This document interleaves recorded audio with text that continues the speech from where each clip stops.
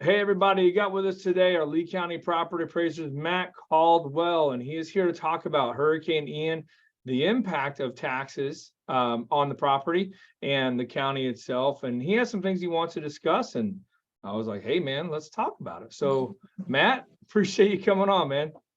Absolutely, and appreciate the chance to talk about what is really a key topic. I mean, obviously, we went through one of the strongest storms in American history. We've got a great community, a resilient community, and part of that resiliency and rebuilding is evaluating the impact to our properties and the tax roll. We've got about 550,000 properties, more or less, in Lee County. About 100,000 of those were impacted by the storm.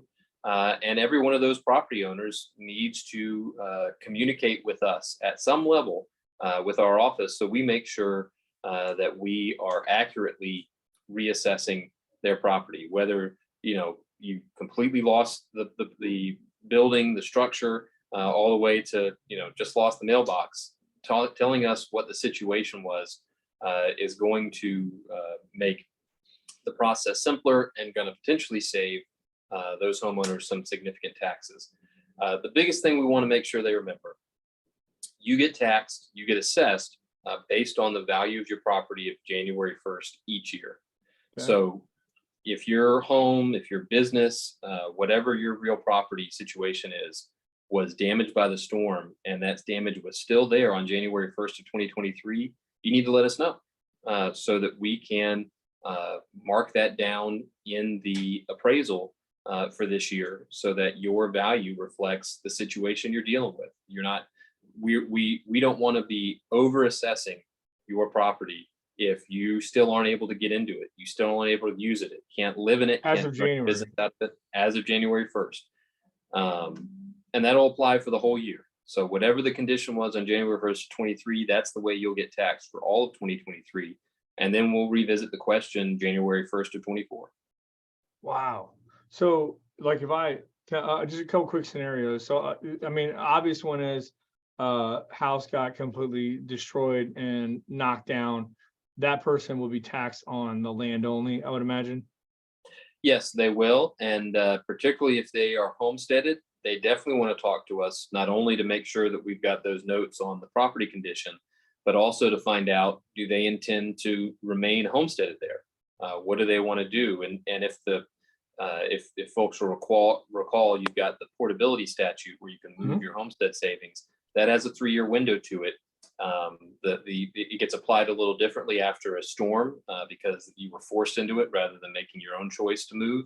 But it's still a 3-year window that we've got to walk through, and we want to make sure that you as the property owner understand what your timeline is, and talking to us about it is really, really key. Gotcha. So another scenario that comes to mind right away, my friends, well, I shouldn't say their name, but their scenario is very similar to like thousands of people, which is took on 3-4 foot of water, inside the whole house. House had to get gutted, floor, everything, right? And they're still not living in it yet. So like that would be a situation, excuse me, as well, that you'd want that reassessed as of January, correct? Yeah, absolutely. No question about it. Even if the structure is still standing, if it's not habitable, the standard under the law is that you get assessed the value on a structure that can be used for the purpose for which it was designed and built. So if it can't be used for its purpose, it may be a zero that we assign it, but it definitely will be something. It's almost always going to be something less than full value, because you can't use the property for the purpose for which it was designed. So then that would bring me. So then let's use my situation, which was not as harsh as the other two scenarios. Had to get a new roof, but never left the house, right? I was always living there, but never didn't get flooded, right? But definitely, because the wind damage and stuff, got a new roof, which went on about a month ago.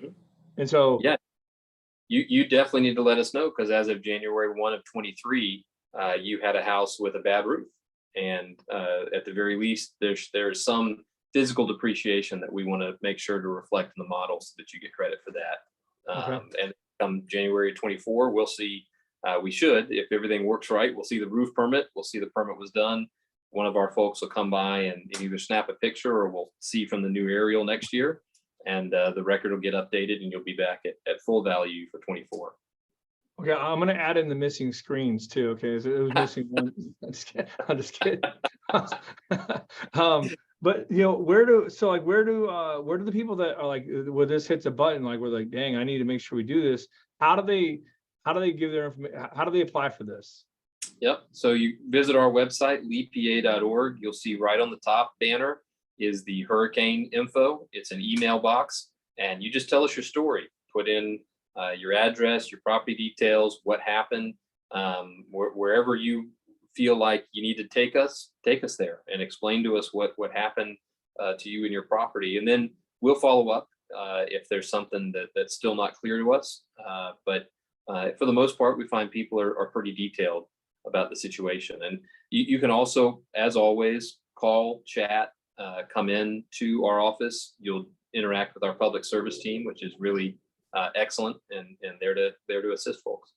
And this is, I mean, just for anyone watching, this is also commercial as well, right? Yeah, I mean, this is the status of every piece of real property. Everybody, commercial, industrial, residential, hotels, condos. We've got to put a new number on every one of those every year, wow. And the physical condition is a key component of it. Now, normally, in a normal cycle, we're required by the statutes to go lay eyes on every parcel once every 5 years. So just a regular rotation, we're going to go out and visit about 100,000 properties every year, get new pictures, see if things are still the same or if they've changed from the notes we had.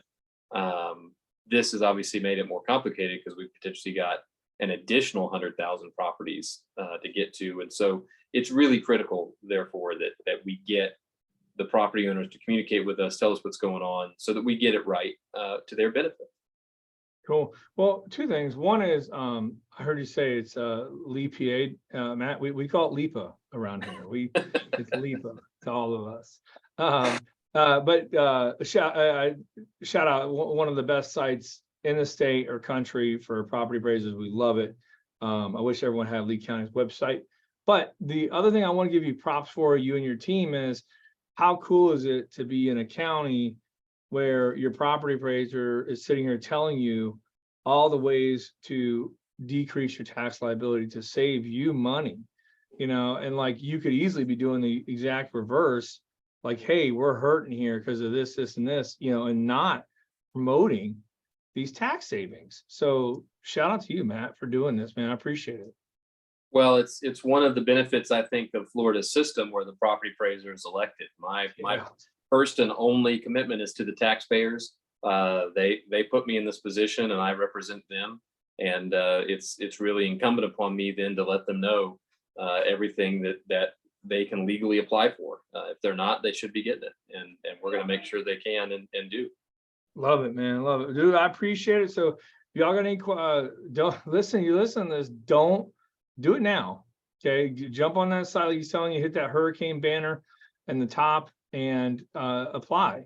Don't wait on this. Don't think about it. Just do it, you guys, especially your homestead, all these exemptions we talk about, and then any of this hurricane information. Take advantage of this. Your county's, giving it to you, telling you to do it, right? Save some money. So Matt, appreciate you again, man. Thanks for coming on.